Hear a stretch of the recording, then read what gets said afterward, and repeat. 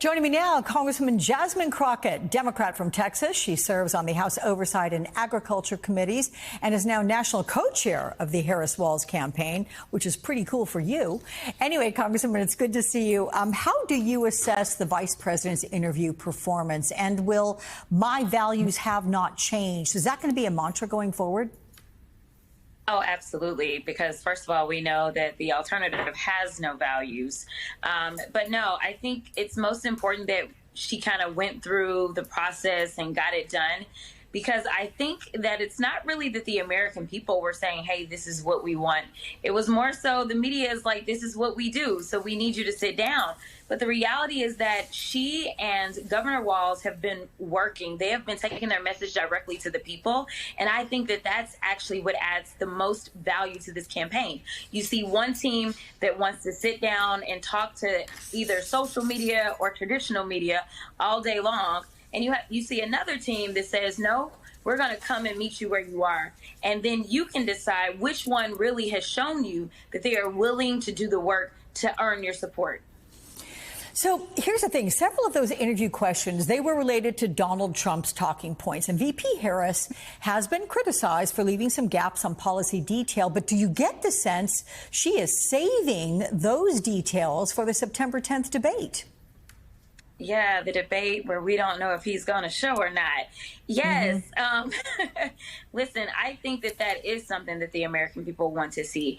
They want to see them side by side. You know, when you do the sit down interview, it's a very one-sided thing. We know that Trump will only go on Fox News. I encourage MSNBC to reach out to the Trump team and ask him if he will do a sit-down. We know that the vice president chose to do CNN, which a lot of people are like, how and why CNN? I have my thoughts, but I won't share them at this moment.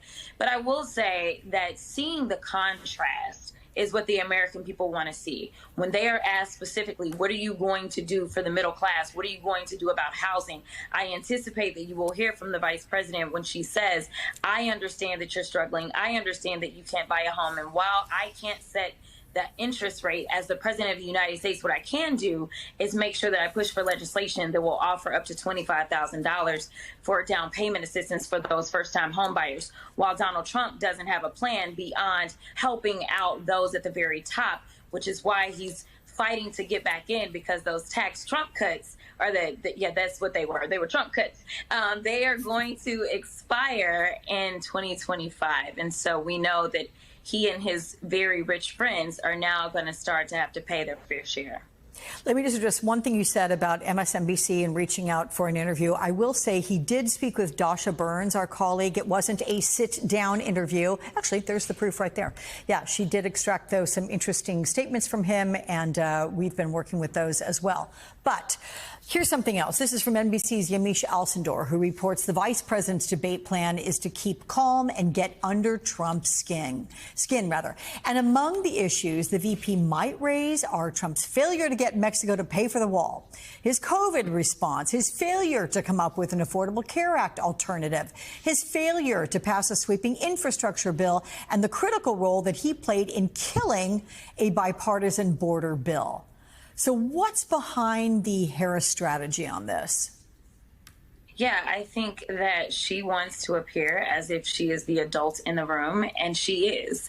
What we will see is this whining child who will sit there and won't give direct answers, and honestly will distract and be a bumbling fool. We've seen it on the trail when he starts talking about, wind, and he starts complaining about sharks. I mean, the guy is really weird and off his rocker. And so I think that she really wants to, number one, assure the American people that she has a grasp on the issues, as well as remind them of why we kicked him out in the first place, and remind them as to why we don't want to go back back, because right now it's been a glorification. But people aren't talking about those freezer trucks that had deceased bodies sitting in them because he botched COVID-19.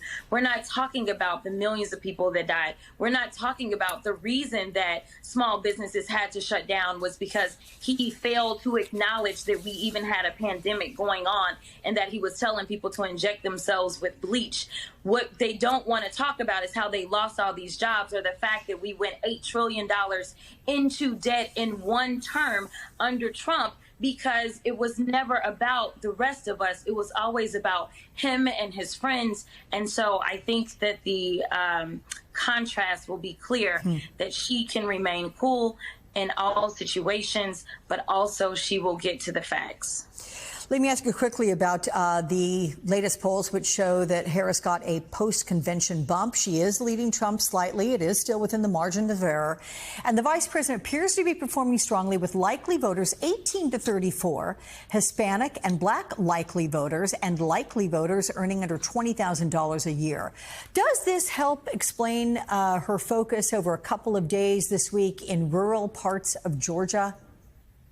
Yeah, I think for the longest, we've really taken for granted rural America to the extent that we're not engaging in conversation. Now, do I think that she's necessarily going to win rural America over? Not necessarily.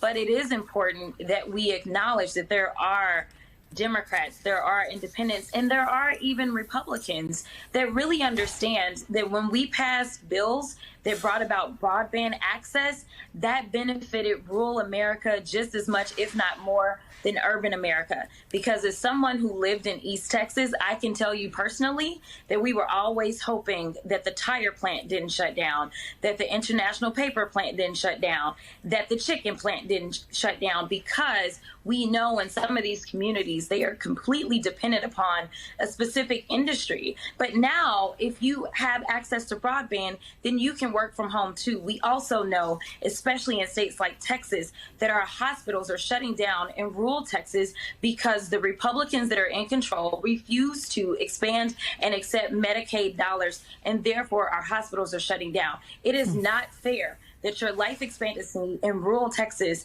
is nothing like your life expectancy in urban Texas, simply because of the people that have been put in charge. It is important that we give them the facts and give them more than Fox News has been giving them, and just tell them the truth. The Democrats, when we are in office, we don't just fight for those that put us into office.